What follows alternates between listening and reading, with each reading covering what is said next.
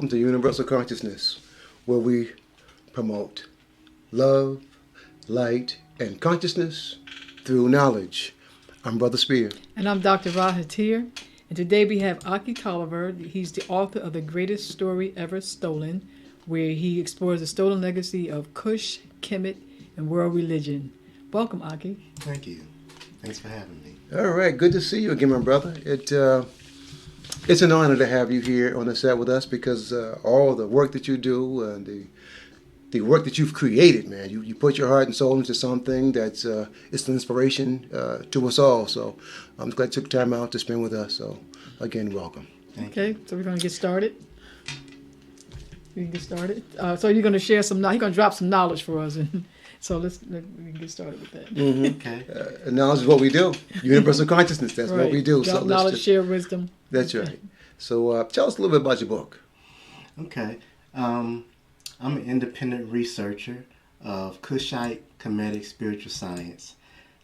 Basically, what I wanted to know is who I was and what was my main purpose here on this earth. And this occurred to me while I was in college at Tuskegee. And in my search, I read the entire Bible. I went to the Shrine of Black Madonna in Atlanta and read a lot of books on African history. But it's been a continuous search. And I've been pulled to different things in life, as we all are on our journey. But what I gravitate more to is spirituality. Whatever brings peace. And that can be music, a play, anything in what you experience can bring emotion and bring you to a tear. And most what I connect to is the spirituality. So when I was young, I would go to church because I was a Christian, trying to connect to something bigger than myself. So recently, I met a young lady in Mississippi, and she overheard my ideology that we are one with the universe. We're all connected.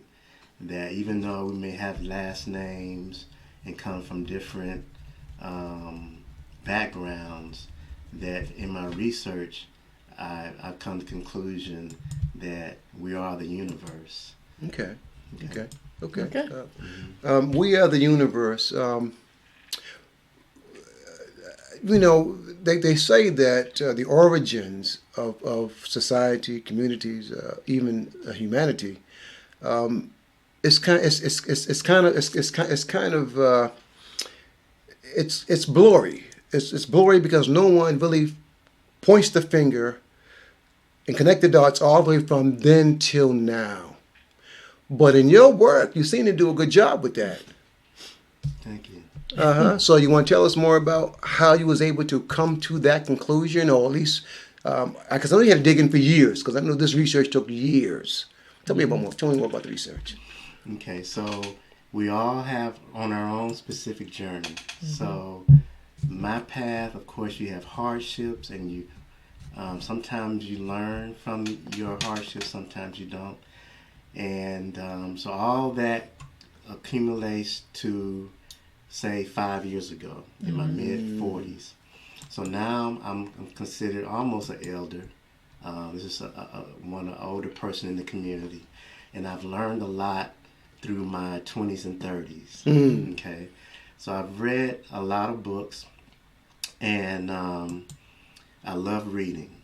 Okay. What usually brings me peace is music and reading. And so my friend was like, wow, you have this ideology, because we watched the movie Avatar, which is a spiritual movie, where a person, an avatar is basically something that you are behind. It's like you're like a puppet, and you're the person driving the puppet. And that's similar to what I understood who we are as individuals, that we are a piece of flesh as our body, but what's driving that flesh? And once she saw that movie, she's like, man, you have to expound on this. So I put together a PowerPoint presentation I didn't know where it was going. But I said, okay, she wants me to do a presentation on my ideology. So I did this. And I began speaking in Atlanta in some libraries. And as I was speaking and building on the presentation, I continued to read and go into this journey. So I was still clueless. Still, I don't know a lot of things. Still researching. Okay. And but one pivotal moment in my research, I watched a documentary called The Cosmos. Neil deGrasse Tyson. And it was on Netflix at the time. And I was just amazed. To me, I was so amazed. I just, in my own recollection, I was like, wow, that's us. I'm looking at the cosmos, the stars, the planets, the whole entire expansive universe, and in its creation, and how he explains that scientists believe that we come from a Big Bang, from one single atom, and everything that you see physically comes from that atom. So even when you celebrate your birthday, say you're 46 years old, you're actually 14 billion years old. Okay, that's a perspective. So basically, what the Egyptians, I was tying things together. Right. They were the first astrologists, and some people will say they were sun worshipers, but actually they used metaphoric symbols to tie in oneself. Right. So they used the most powerful force in nature was the sun. Exactly. And the sun represented spirit. And spirit existed before physical matter. Okay? So from their ideology, they also believed in a Big Bang, that everything came from atom. We're going to speak of Neterus later. So from atom, everything came forth, and atom was the creator. Okay. So everything I speak of, I'm speaking of oneness. So when I'm saying atom, I'm speaking of yourself. If I'm saying, I'm gonna say a set, I'm gonna be saying Amun. These are all Neterus that I'm gonna speak of later, but they all represent oneself. So right now, I can say that you're over 14 billion years old physically, that you created the universe. And that can blow your mind where this guy is a crazy, let me switch the channel. But if everything came from atom, and the universe, they say, is over 14 billion years old, and everything came from atom, and atom created everything, that means you created everything. Okay, that's a perspective. Go ahead. Okay. Well, let me ask this, because we know that the body has a expiration date. Exactly. Right. Now, to say that I'm 14 billion years old, the concept of that reality is hard to hold on to, because expiration date in human form. Right. So are you saying my soul traveled, that I carry through my lines from the beginning of time till now?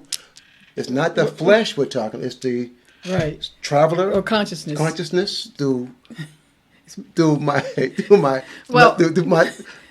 soul, your soul is an infinite, it's connected to the infinity. Infinity. So right. But another question. No, here we go on a tangent. But another answer to that, because if matter came from that first bang, or that first movement, so if that's what we want to call it, then matter is that old. So I can understand how he can say, because you talk about spirit and matter.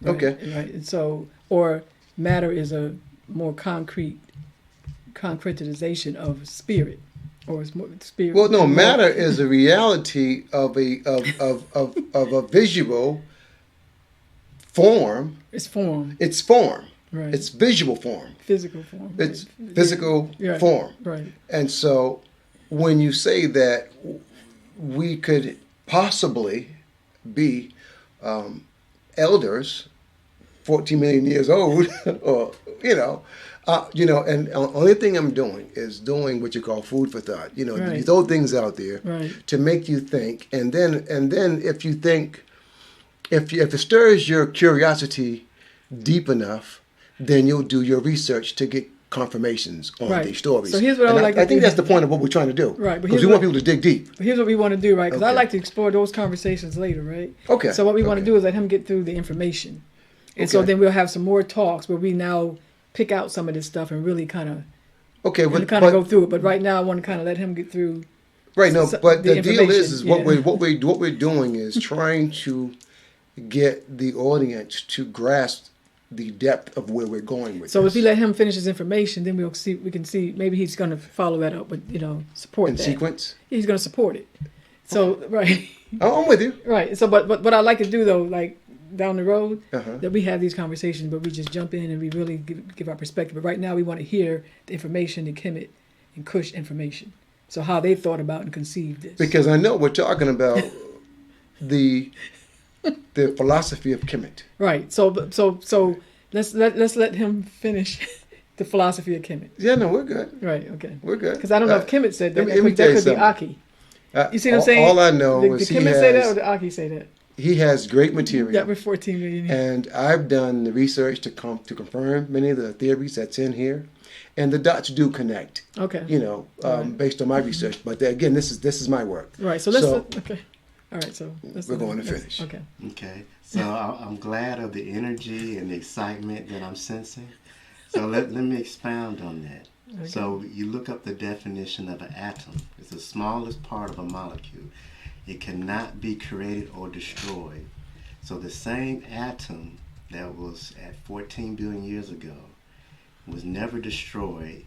It expands Right. and it transforms. So in Kemet, in Kush, which I'm going to explain Kush and Kemet later, things transform. Right. So the universe, that Big Bang that I speak of, we're still part of the Big Bang. The Big Bang is still occurring. Right. You're still The expanding. universe is still expanding Right. and transforming. So maybe that kind of clears it up a little bit that when I say that you're over 14 billion years old, you've always existed in the physical realm and you've just been something else. Okay. That's the atom. So I'm speaking of the tiniest part that we know of. Right. Because physically. what will happen is this body's going to go back to the earth. And transform and It's just- it's not right. destroyed. Right. So and then I don't know what happens when so yeah. Anyways. Okay. Right. The audience did. Okay, hold up. Wait. Now, I want to make sure the audience got that. Now, can you say that one more time? What did I just say? Well, you can say that one more time because again, the body goes back to the earth. Earth. Right. Yeah, so then it creates in new the form. universe is mostly non-matter. It's probably 96% non-matter. So most of your existence is non-matter. We'll Right. speak of that later.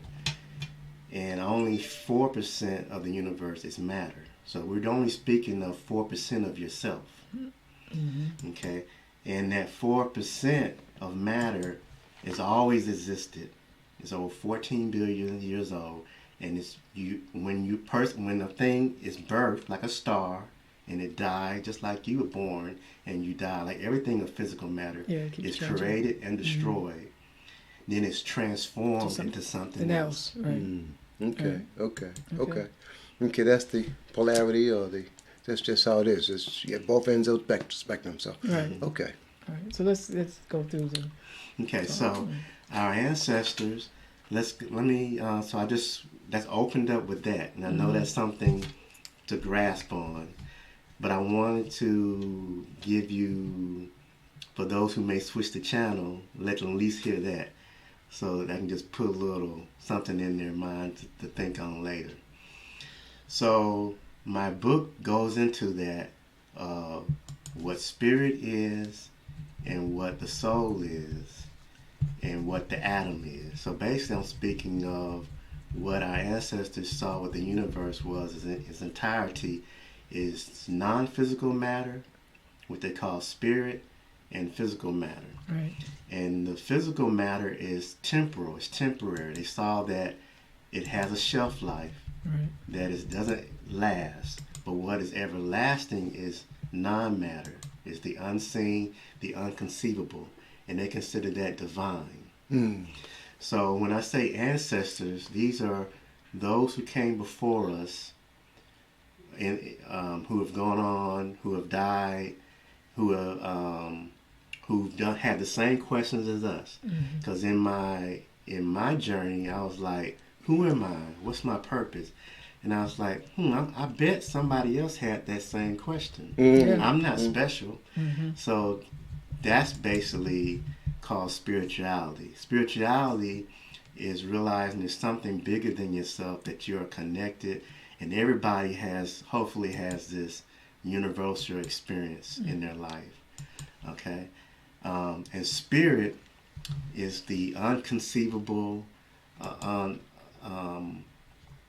unknowable part of the universe. It's not something spooky like a ghost, like Casper the Friendly Ghost, and like, hi, let me scare you. Where you see the mummies jump out of the casket and it's scare, and that's the spiritual thing.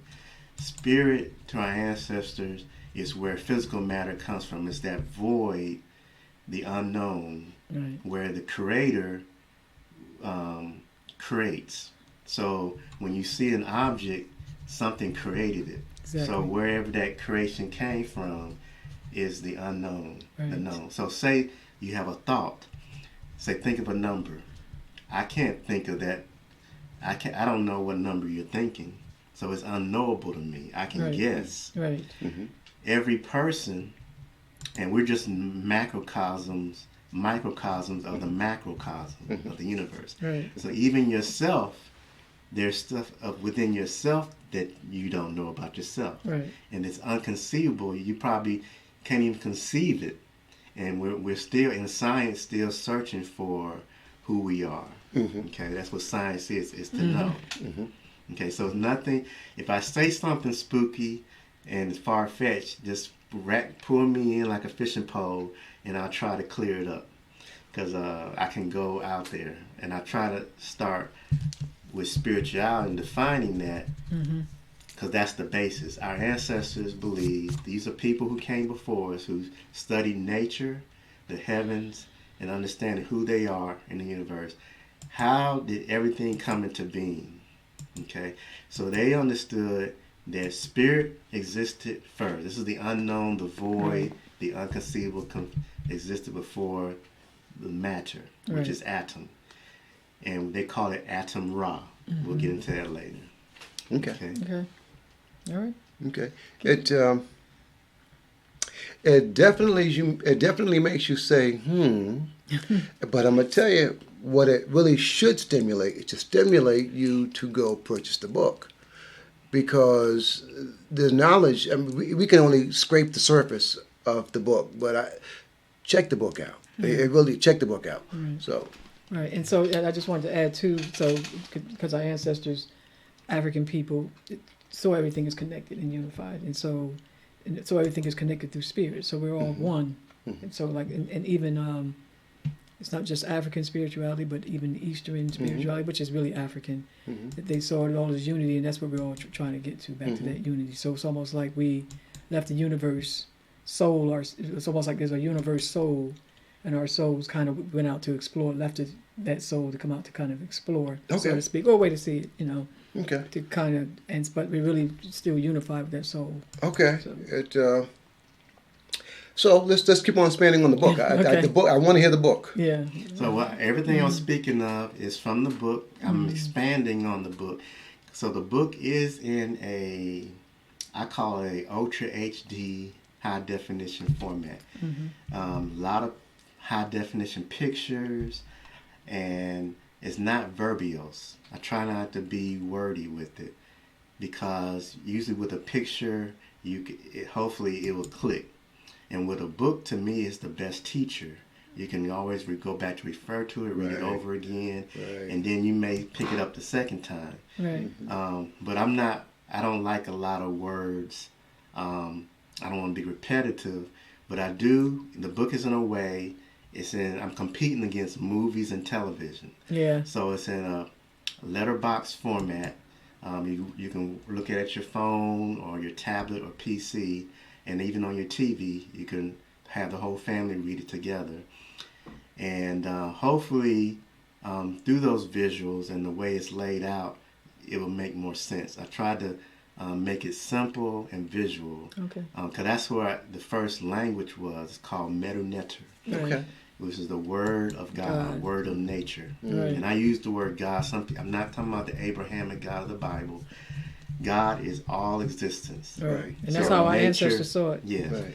God is everywhere all the time. He's the all. Yes. It's all in everywhere. Everywhere, all the time. Right. Omniscient and omnipresent all the time. Exactly. Right. And no one knows, as a great orchestrator, why, what, and when, or even how. But we're going to continue to dive into this to figure out the how. Right. So we want to see some of the meat of your, give us some of the knowledge from your book.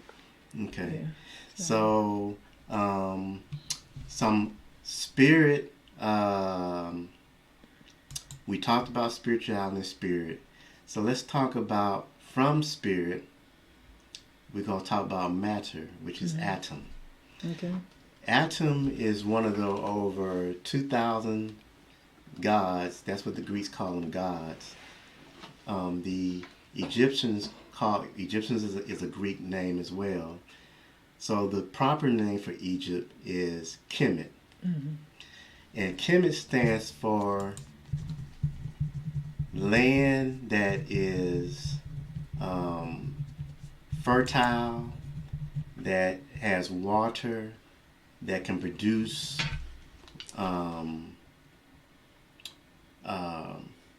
I guess that can be produce food, and civilizations will be along that land because of the water, and produces life. So Kemet and Kush were along the Nile River, which is the longest river on the planet.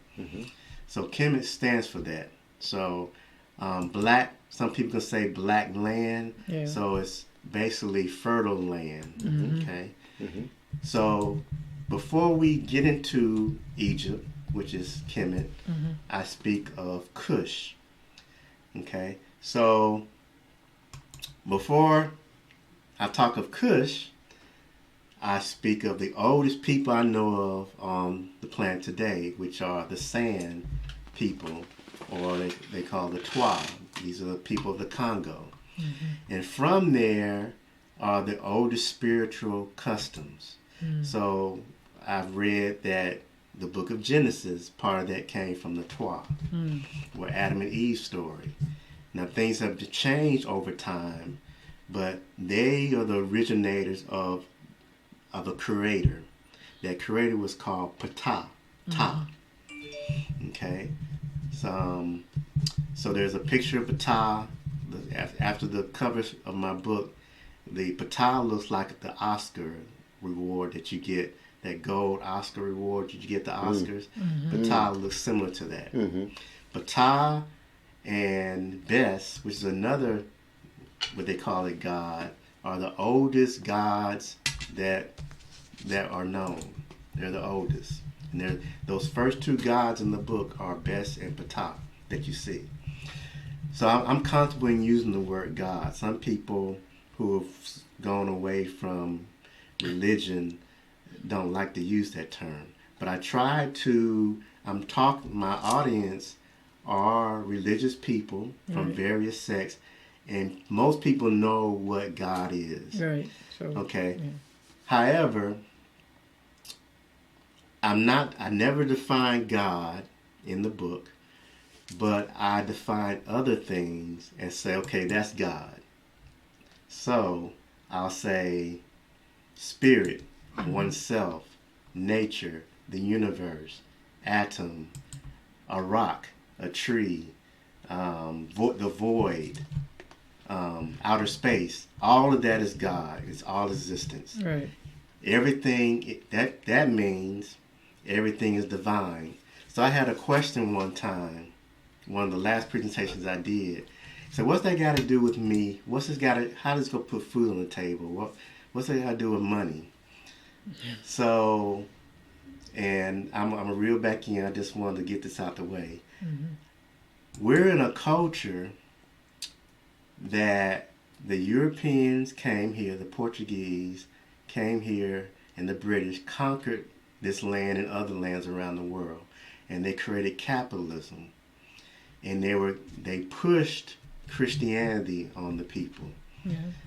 And you may ask, why was that done? So these people had their own spirituality, and Christianity was pushed on them, and it was forced on them, or it was like you become a Christian or you die. And that was part of the doctrine of discovery, to make it comfortable for the conquerors to say, you can conquer these lands. And they use it is through God's, the Pope was saying, God said it's okay to do this. Right. So it's making them feel comfortable, okay? Right. This is not the first time this happened. So when Egypt was conquered by the Greeks, the Romans then conquered the Greeks, and Christianity was forced on the Africans, on the Egyptians. Okay? So why is this done?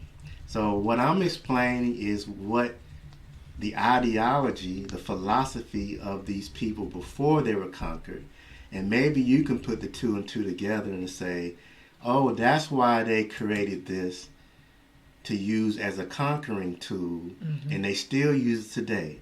So let's go back to that. What's this got to do with putting food on the table? So what we really worship today is money. Oh, yeah, the money god. Money makes you wake up in the morning, put on your clothes, go to work from 9 to 5, 5 days a week. Okay? And that's your driving force. That's really your God, because your energy is spent and your time is spent getting that dollar.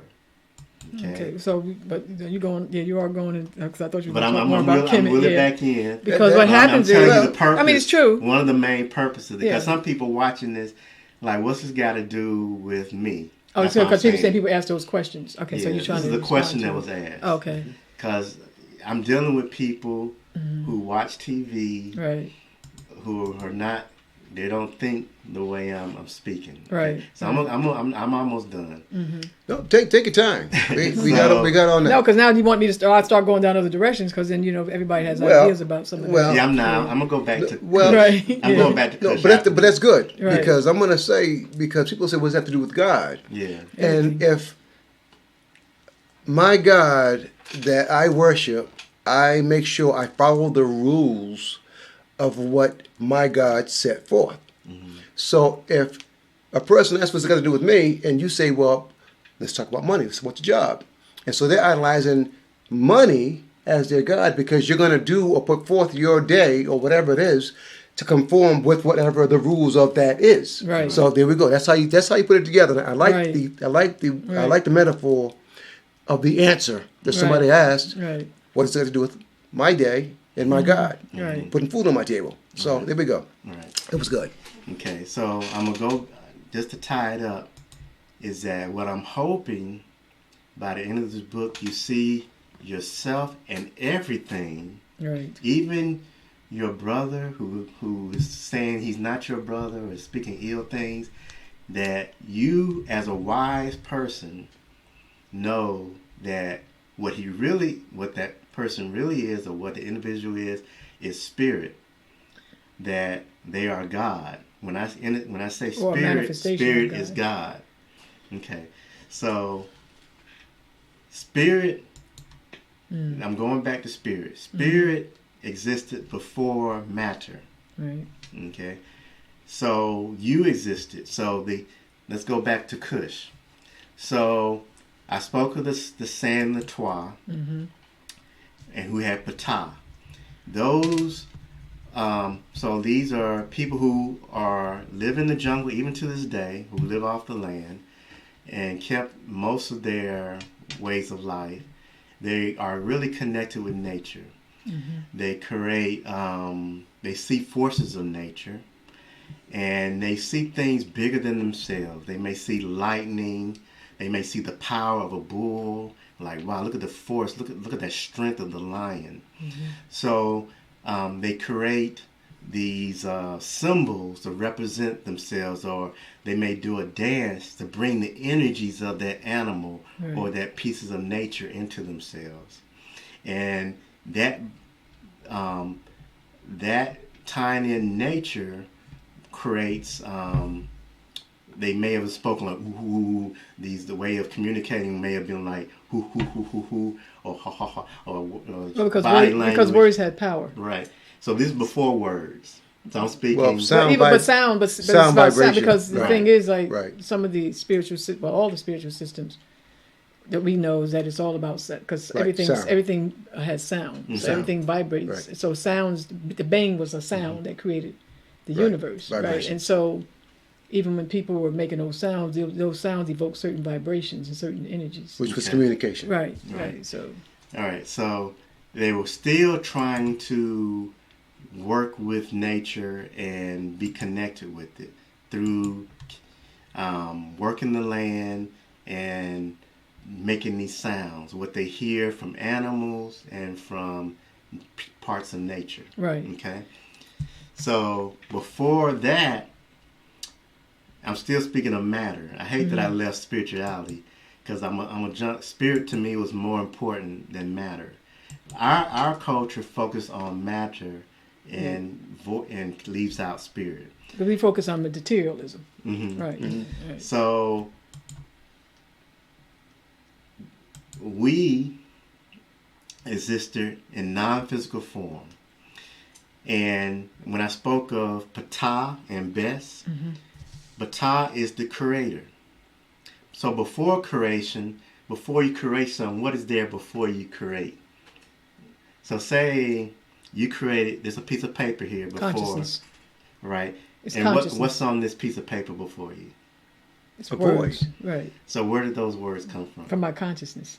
So that's the thing. And let's define consciousness. Consciousness is the void, basically. So it's an area. It's when we think about consciousness, it's a state of mind. It's mind. So it's like a state of mind. Correct. Right. So everything comes, because there's systems that say that everything comes from mind. Now, is the mind dependent on your brain of your body? Well, that's what it is. Consciousness can, and that's when this is now we're getting this. If we're going to have this discussion, because now we're getting into different perspectives about this. But because there is the perspective that consciousness exists outside of the physical body. Correct. Right. So that's what I'm getting at. Right. So before the physical matter, there was consciousness. Right. There was mind. Right. So mind is not tied to the physical brain. What we say is the brain. Right. Actually, the Kushites and the Egyptians, the mind was your heart. Well, the heart has its own mind, and you have your head mind, you have your consciousness mind, and you have your heart mind. Okay, so why would I say the heart instead of the brain? I don't know. You can tell me why, but the heart still, like, there's different minds, so there's different types of consciousness. Okay. And so there's the consciousness of the heart, and there's the consciousness of the mind. Okay, so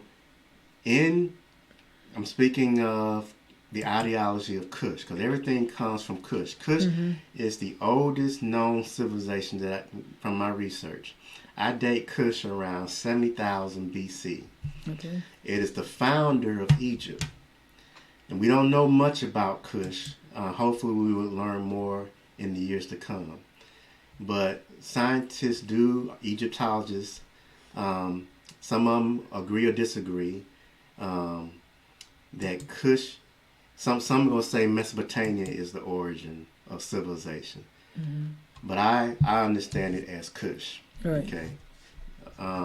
So everything I speak of basically is from Kush. Right. The whole book is from Kush. Okay. Kush were very spiritual. That's where, without Kush, you would not have Christianity. You not have no Abrahamic religion, no Buddhism, nothing. Yeah, all of it.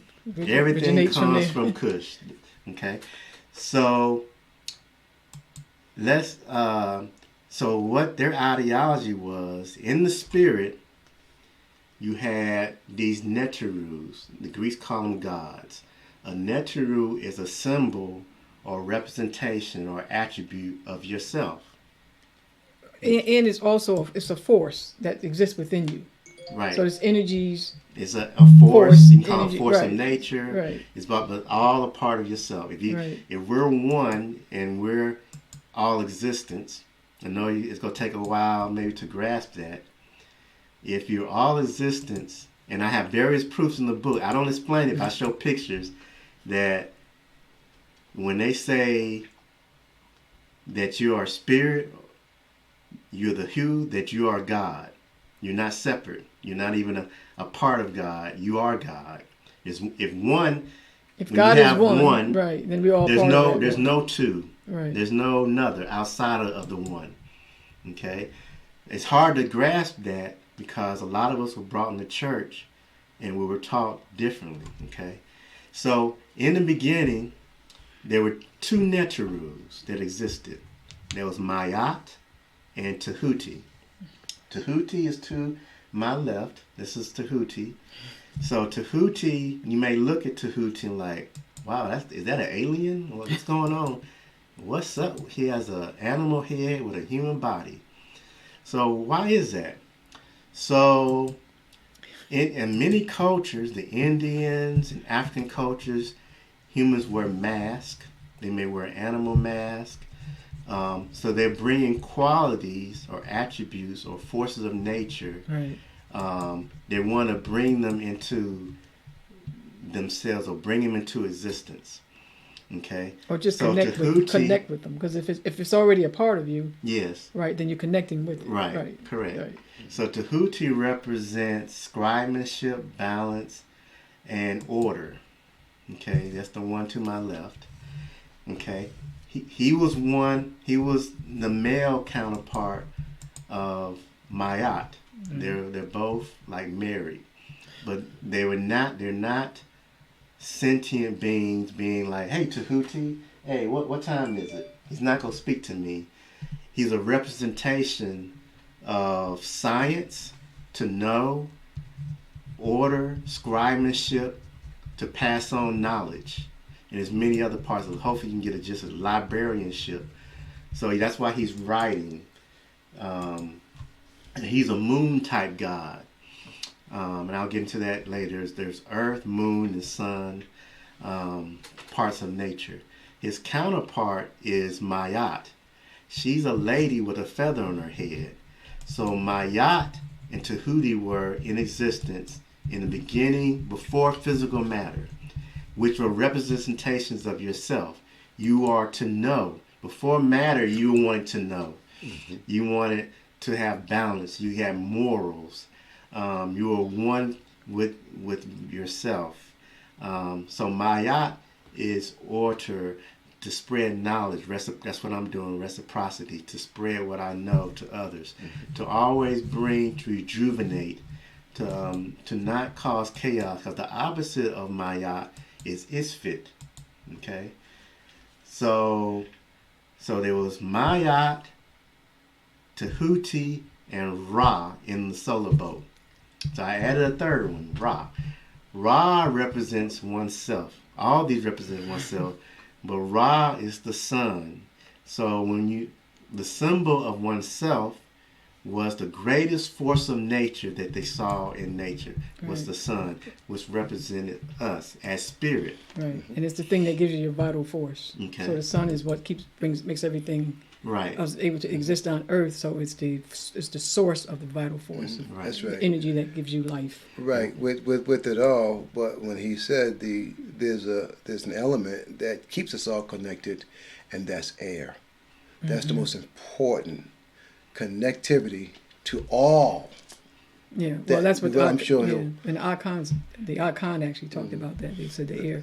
God is omniscient because God is everywhere because the air is everywhere. Because the air is everywhere. Right. So. Mm-hmm. And Mayat is an air Neteru. So I say Neter. Neter is the supreme being. Is God is oneself. Okay, and the Neteru, which are many of them, are attributes, or you could say demigods, explaining the supreme being, which is oneself. So Mayat she has a ostrich feather in her head. She's an air god. Mm-hmm. So I'm gonna speak of the zodiac later. She's on the zodiac, and she's in the air part of the zodiac. And the zodiac is not what we see that we like. Oh, what's your sign? You're a Taurus. Oh, you're stubborn. Or you're Gemini. You're the life of the party. Mm-hmm. It's not that superficial. That's called astrology, mm-hmm. which is fine. But if you look up zodiac is a scientific study. The mm-hmm. zodiac is the path the sun takes on the ecliptic. Okay, so our ancestors studied the sun, right. and they knew without the sun, life. This is true. Without the sun, there'd be no life. There'd be no life. Period. Right. Right. It may be no Earth, because planets are created from stars. Right. Okay. Right. But I just want to add too, because when you talk about the Neters, right? Basically, mm-hmm. they talk about just forces of nature, like you said. Yes. And one of the reasons that the sun became supreme is because it's considered the most generative force.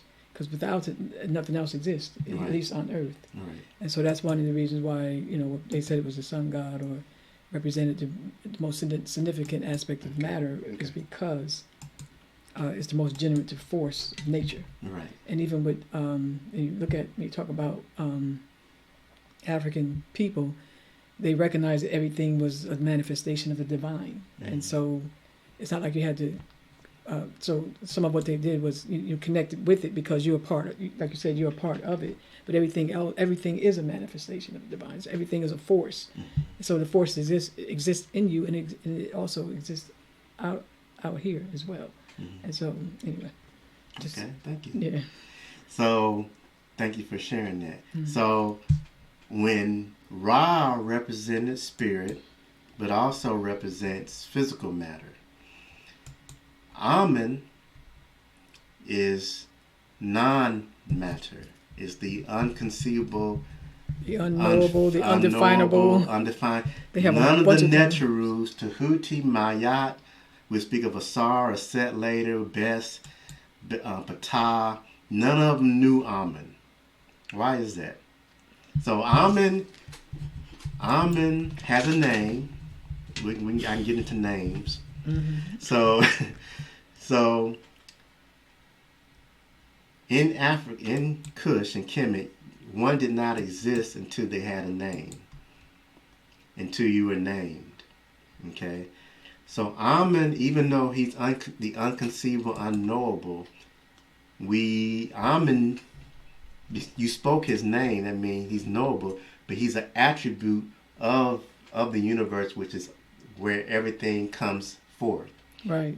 Okay. So when you say Amen Ra, that's like the yin and the yang. So from Amen comes Ra.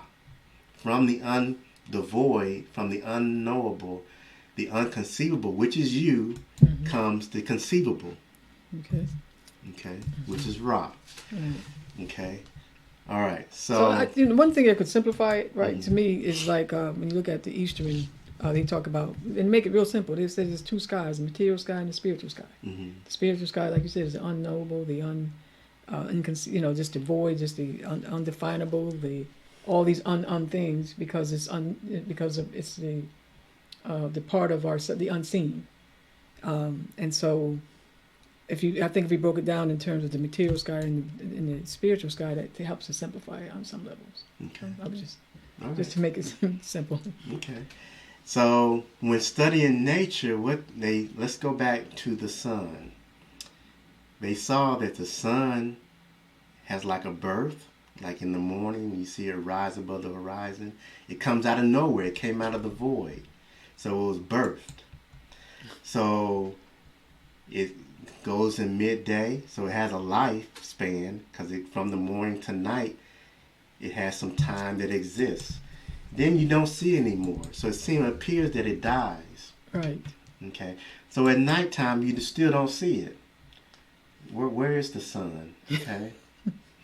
So they said, what's going on here? So they studied that. These are the first astronomers who were in Africa. This is before Kush. Okay, so their ideology is based off the sun being rising in the east and setting in the west. Right. And they tied that into who we are. Okay, so before the sun rises, they say the sun existed in the spiritual realm. Okay, that it was birthed in the spiritual realm. It has a life in the spiritual realm. You can read the Book of Gates, where you see what the sun does while it's in its death, and it goes through these specific gates and these every hour of the night, and it goes and fights these demons to overcome, like the hero, and it becomes the redeemer, and it transforms and it's born again. Right. And if you watch movies, you'll see like it'll be like this little person like Morpheus. Let's say The Matrix. You pick any movie. Neo is just like a computer programmer. He's just a regular guy, and he's searching, and then Morpheus comes and brings stuff out of him. So he's sort of like the void who becomes the hero, and that's what Haru. It's Ra. Haru is the hero who's been born again and transformed and becomes the better part of oneself. Okay. So Right. So when they're telling that story about so Haru was the son of Osiris and of Set and what's her counterpart? Not Osiris. What's his name? Set is his wife. Isis is the Greek name. Okay, so Horus is the son. And who's the father? Osiris. Asar. Osiris, right? So Osar, right. Mm-hmm. So Osar and Set has a son, right? And so basically, the whole Haru is is his father born again, basically. So right. That's why all the marvels are the heroes. But that's what the derivative of the word comes from, Haru. Haru, correct. Right. Yeah. Right. Which is oneself. Mm-hmm. So in life, we come here as a baby, like we're born, right, and you get bigger, and you hopefully become wiser, and you pick up the mantle. You become an adult. You come through the rites of passage. Maybe as in Africa, you become to adulthood, and you go out and you die to your old self. You're no longer doing the childish teenage ways, and you become an adult. Right. That's really what adult supposed to be, that you put away your childish ways and you become, that's your Haru. You conquered yourself, and you always conquering yourself on a daily basis. So as the sun rises daily, it has and died. That's just not you're born and you died and you're born again. You born, you die, you go through a baptism, and I'll explain that later. And in that baptism kind of way, you become a new person, but you're the same person, but you're born anew. You transform, right? And that's the Haru. Okay, just to make it clear, just a case in point. I'm just going to break down the analogy. That's why they say they dunk you in the water, which cleanses you, purifies. Well, it's not purified per se, but it cleanses you from your old ways to arise you back into the new. Well, that's what I'm saying. So even like people don't realize Christianity, all those little things, right? Like the baptism really is the rebirth. The same concept because we know. It's interesting. I mean, you really do go and explore Christianity. You realize that it's really Egyptian theology, basically. They just right, and the whole ideal is where we get the whole idea of eternal life, because the sun rises, it comes to its high point in life at midday, then the same way they call it the sun man, right? And so we do the same thing. We rise when we're born. And you say we do it daily. We do it daily, and then we do it over a lifetime. So you have the sun man who's born. He goes through all the cycles of life. Then he dies a physical death, which is why among African people they didn't. There's no death. There's only transformation, and so you're born again. And they got that from studying the nature. They look at nature and it's like, well, we see this thing. This is like a cycle. Things keep going around in a cycle, so it must be that man also goes through a cycle. Right. You see what I'm saying? Humanity also goes through a cycle. Right. So when you're conscious of that, are you saying that you can go through affirmations before you go to bed, and then you try to walk in that way or that light the next day? We're going down another road, but basically that's those affirmations. That's what it's saying. So Okay. we let Okay. If I jumped the gun, brother, No, you you're do good. your thing, man. Because that's what again. Because it's the day-to-day life that leads to the eternal life. Right, I know. Basically. Okay. So that's where you're going with it. Okay, there we go. So they so the sun is birthed, but it's birthed in the morning, but it's always existed. So spirit, even though you have a birth and a death and a rebirth, this has always been occurring since eternity. Okay, so all those stars die, so that's another thing, but we'll come to that. So let's say in our lives we wake up. If you have a normal work day, you wake up with the sun naturally. If you do it without an alarm clock, and then you go to bed with the sun. You probably, if the TV or something that's not pulling you, when it becomes night, you're going to bed with the sun. You're dying. So the Kushites and the Kemetyu saw sleep as death. So when you're sleeping, it appears if you're dead. So they tied that sleep with death. So before you went to sleep, you would do your affirmations like you would weigh your deeds or what you did in the day with, they call it the 42 affirmations of Mayat. Okay, it's similar to the 10 Commandments, but there are a lot more of them. I have not defiled nature is the most plentiful one. I think that's mentioned 3 or 4 times. That's basically saying I have not disrespected anything. Right. Basically, that's the bottom line. Okay, right. So just picture that. If you abided by that, you have not killed anyone. Right. You have not cursed anyone out. A lot of the ills that we face in our society will be no more if everybody did a self-justification, a self-reflection of themselves. Because nobody knows you better than yourself. Right. So to me, we have to get back to this. To me, it should never be a judicial court misjudging someone and giving them a sentence that's inappropriate for their deeds, where no one is perfect. Everybody should be judging themselves. And if everybody worked on themselves, you'll have better individuals, better couples, better families, better cities, towns, nations. The whole world and the whole universe will be better. Right. That's the whole purpose.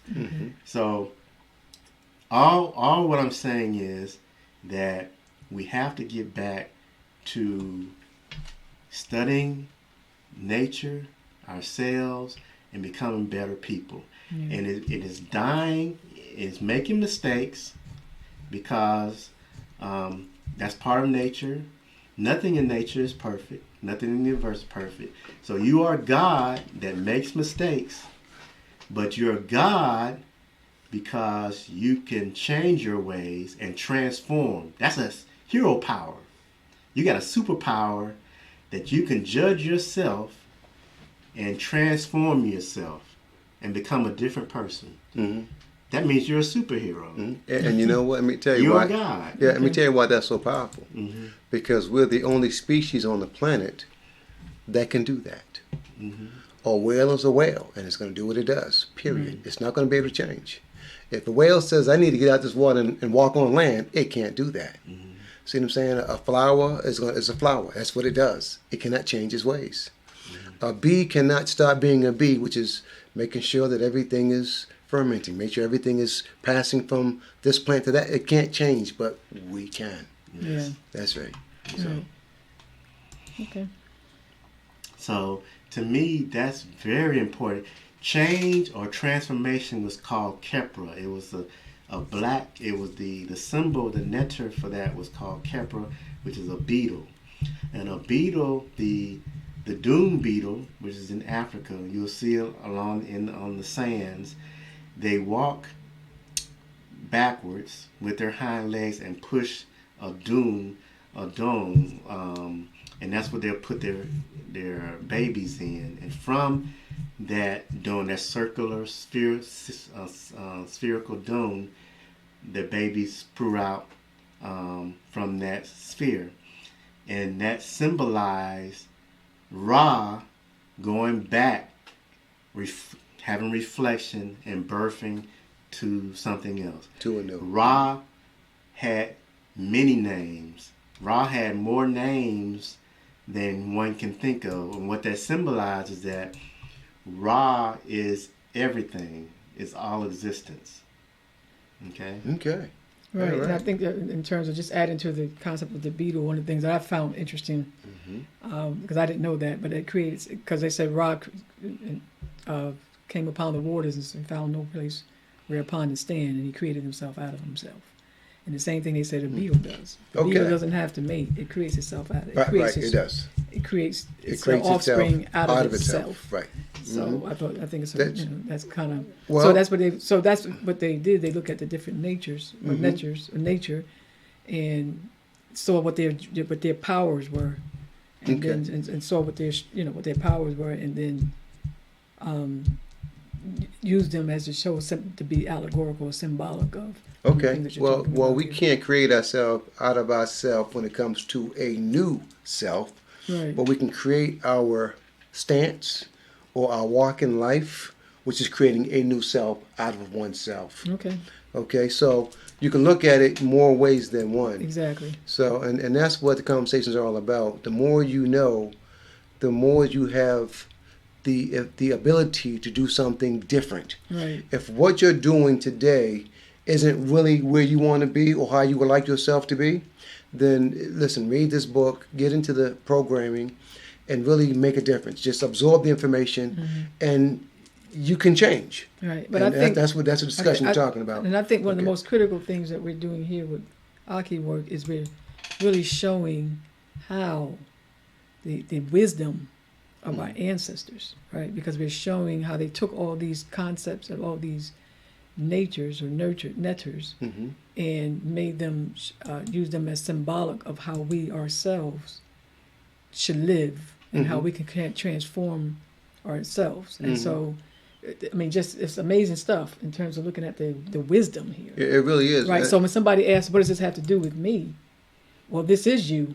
And if you understood some of these concepts that came from our ancestors, that's right. Then you can understand how it would apply to your life and how to have that better life. And that's why the program's called Universal Consciousness, where we promote love, light through consciousness, through information, because it has to begin somewhere. Now, we have a subconscious mind that can feed our conscious mind, but not everybody can define the difference between chatter and subconscious talk. But we'll do it through information, and then we'll go from there. Right. Because it has to begin somewhere. Right. Yes. Okay. So.